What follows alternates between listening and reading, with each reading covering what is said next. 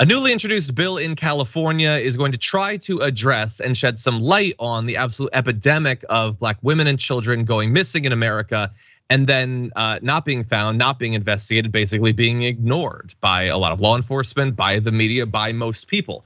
This is California Senate Bill 6373. It would create an Ebony Alert system for this particularly vulnerable demographic, similar to Amber or Silver alerts. When activated, it would warn people of missing Black children and young women. And here are some of the reasons that have been put forward for why this new system should be set up in California. So they may have been a victim of trafficking or abduction. It would be triggered if the missing person is between 12 and 25 years old as well. They suffer from a physical or mental disability. Their physical safety is endangered, and other factors as well. Sometimes there's combinations of these things that are at issue. And so here is State Senator Stephen Bradford, who introduced the bill, saying the Ebony Alert would ensure that resources and attention are given so that we can bring home missing Black women and Black children in the same way we would search for any missing child and missing person. When someone who is missing is incorrectly listed as a runaway, they basically vanish a second time. How can we find someone and bring them home safely when no one is really looking for them? And to put it into perspective in terms of the issue, in 2022, around 546,000 people were reported missing all over the country. 36% of those cases being missing Black women and young people. In 2021, 38% of those reported missing in the US were Black, which is more than twice the Black population of about 14%. So it is very much a massive problem. And not only is it not being addressed, but it's not even being acknowledged as a problem, a big part of the issue of missing people. So it's an interesting solution. Conscious, what do you think about this?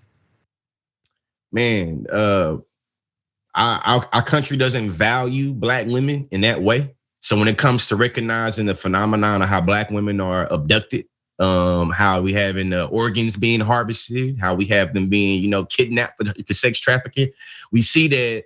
I think there's a asserted way for us to view the Black community as always being dysfunctional. So when we think about people being misplaced, or people being missing, I think that it's almost rationalized. It's like confirmation bias in different instances. And then when we just think about how we love to create narratives about other countries, about especially like West African countries, about how they're treating their women. And then we think about in America, how we have our own issue. I just think about how we're able to demonize other countries, to take their resources, to invade them for specific issues, that we have the same thing going on in this country. You see what I'm saying? So just in this, I feel like this response, there are a lot of organizations throughout this country that are putting blood, sweat, and tears to making sure we're able to find these Black women. And if you're interested in helping out, I would really encourage you to go to your Google, type in your local city or town, and really see what nonprofits or organizations are putting in efforts to go find young Black people and Black women.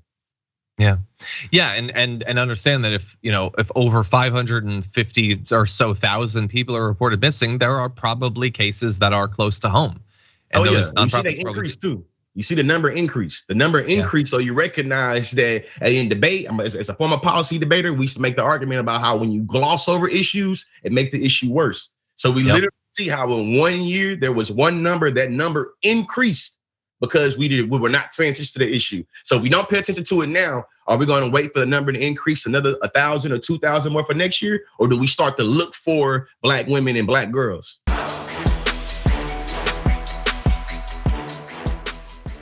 Check out the Damage Report podcast each day, wherever you get your podcasts, whether Pocket Casts or Stitcher or iTunes. You can join me as I give you the news and stories you want, with a range of co-hosts and interview guests jumping in on the fun each day. Again, that's the Damage Report, wherever you get your podcasts. And if you get them at iTunes, don't forget to rate and review. Sometimes I'll read them live on the show.